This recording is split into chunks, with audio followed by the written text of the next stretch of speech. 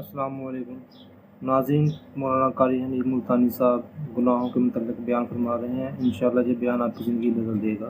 اپنے دوستوں کے ساتھ شیئر ضرور کریں اور پورا بیان سنیں، انشاءاللہ آپ کی زندگی بدل جائے گی۔ اللہ پاک جل شانہ نے قرآن مجید میں چیلنج کر دیا،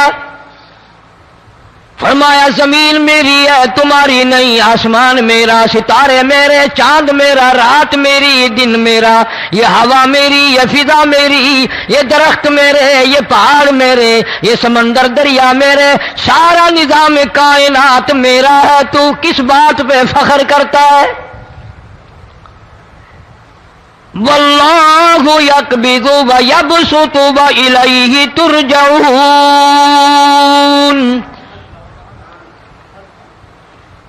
روزی کا گھٹانا بڑھانا میرے اختیار میں ہے، موت کا بھیجنا میرے اختیار میں ہے، یہ میری مرضی۔ مسجد میں موت بھیجوں، گھر میں موت بھیجوں، پانی میں غرق کر کے ماروں، کسی اور عذاب میں ماروں، میری مرضی۔ وَكَمْ أَهْلَكْنَا قَبْلَهُمْ مِنَ الْقُرُونِ۔ میری زمین پہ فساد نہ مچاؤ، عداوت نہ مچاؤ، بدماشی نہ پھیلاؤ، زناکاری نہ پھیلاؤ، ظلم و زیادتی نہ پھیلاؤ، ورنہ وہ بے نیاز ذات ہوں۔ میں پھر ملکوں افراد کی بات نہیں، خاندان کی بات نہیں، میں تو ملکوں کے نام و نشان مٹا دیا کرتا ہوں۔ فَأَخَذَتْكُمُ الصَّاعِقَةُ وَأَنْتُمْ تَنْظُرُونَ۔ جبریل امین نے چیخ ماری، قوم کے جگر پھٹ گئے، تمام لوگ ذلیل ہو کر کے مر گئے۔ قرآن کریم کہتا ہے موسیٰ علیہ السلام کی قوم نے عداوت کی، بدماشی کی، زمین پہ روگردانی کی، ان کا انجام دیکھو۔ لوط علیہ السلام کی قوم نے دنیا میں بدماشی پھیلائی، ان کا انجام دیکھو۔ فرشتے آئے، موسیٰ علیہ السلام کی قوم کو کئی طرح سے عذاب دیے گئے۔ لوط علیہ السلام کی قوم پر فرشتے آئے، پہلے لوط علیہ السلام کو کہنے لگے، لوگوں میں بدماشی چھوکروں کے ساتھ پھیلی ہوئی تھی، بڑے خوبصورت جوان لڑکے بن کر آ گئے، نئی عمر کے لڑکے بن کر آ گئے۔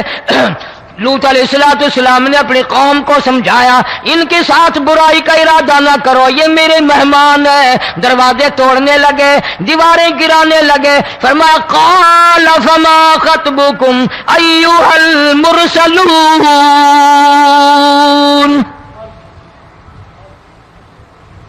لوط علیہ السلام نے خوشامد بھی کی، اور ظالموں باز آ جاؤ، میرے مہمانوں کی بے عزتی نہ کرو، میرے مہمانوں کی توہین نہ کرو۔ فرمایا قال یا قوم ان هؤلاء بناتی هن اطہر لکم فاتقوا اللہ۔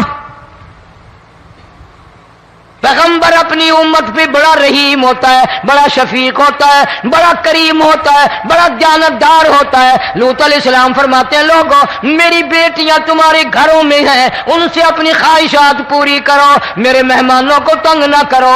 زیادہ تنگ کرنے لگے، لوط علیہ السلام نے رو دیا، فرمانے لگے قال لو ان لی بکم قوۃ او آوی الی رکن شدید۔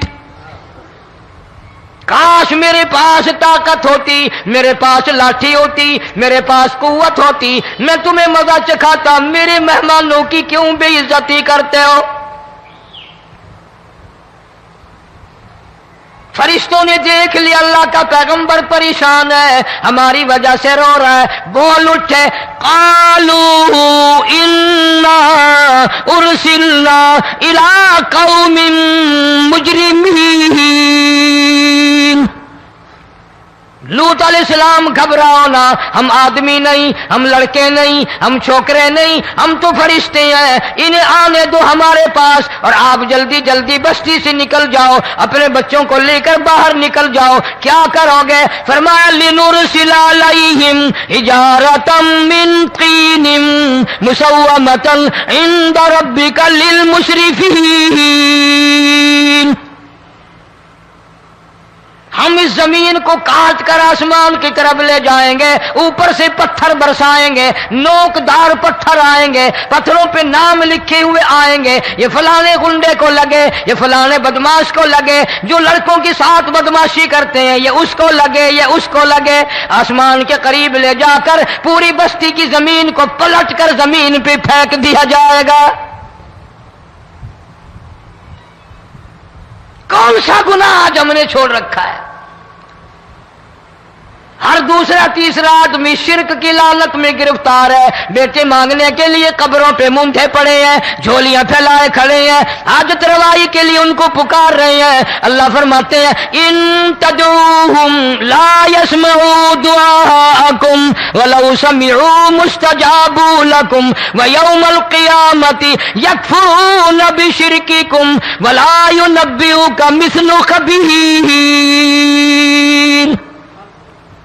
فرمایا ظالمو اتنی بڑی زیادتی نہ کرو، وہ اللہ والا مر گیا، قبر میں تم نے خود دفن کیا، غسل تم نے دیا، کفن تم نے پہنایا، جنازہ تم نے خود پڑھا، کندھوں پہ تم اٹھا کر لے کے گئے، وہ بیچارہ غریب مر گیا، تم اب اس کے سامنے کھڑے ہو کر منتیں مانگ رہے ہو، تمہیں شرم نہیں آتی؟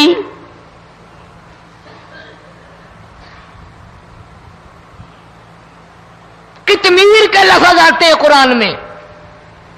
یہ کھجور کی گٹھلی، اس میں جو ایک تیل سی ہوتی ہے، اس کے اندر سے دیکھنا کبھی ایک دھاگا سا نکلتا ہے۔ کھجور کی گٹھلی اور گٹھلی کا جو سوراخ سا ہے لمبا، اس کے اندر سے ایک باریک سا دھاگا سا نکلتا ہے، اس کو قرآن اور اللہ پاک کتمیر عربی میں کہتے ہیں۔ فرمایا تم بیٹے مانگ رہے ہو، تم نوکری مانگ رہے ہو، تم حاجت روائی ان سے مانگ رہے ہو، حالانکہ یہ تو کھجور کی گٹھلی کا وہ دھاگا پیدا نہیں کر سکتے۔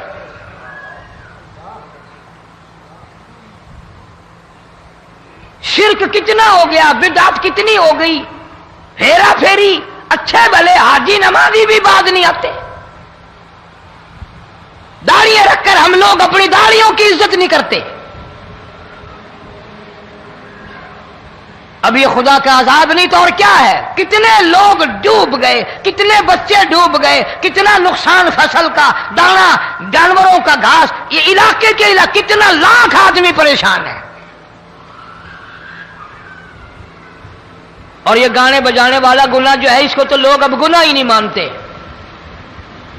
عورتیں بھی، مرد بھی، چھوٹے بڑے، امیر غریب لگے ہوئے رات دن۔ جناب امام الانبیاء محبوب کبریا حضرت محمد مصطفیٰ صلی اللہ تعالی علیہ وسلم تشریف لے جا رہے ہیں، بنسری بجنے کی آواز آئی، کالی کملی والے صلی اللہ علیہ وسلم نے پیاری پیاری دونوں انگلیاں اپنے کانوں میں ڈال لی۔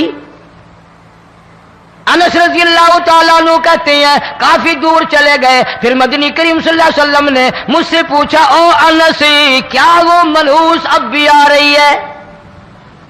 وہ منحوس آواز اب بھی آ رہی ہے؟ حالانکہ یوں ذرا باہر انگلی کر کے بھی تو سرکار دو عالم صلی اللہ علیہ وسلم سن کر دیکھ سکتے تھے کہ وہ آواز اب بھی آ رہی ہے کہ نہیں۔ لیکن تیرے میرے نبی امام الانبیاء صلی اللہ علیہ وسلم کا عمل دیکھ، حضور کا طریقہ دیکھ، اتنی نفرت فرمائی گانے بجانے سے، انگلی نکال کر کے بھی نہیں دیکھی۔ 3 مرتبہ حضرت انس رضی اللہ تعالیٰ عنہ سے پوچھا، جب حضرت انس نے عرض کر دیا اب کوئی آواز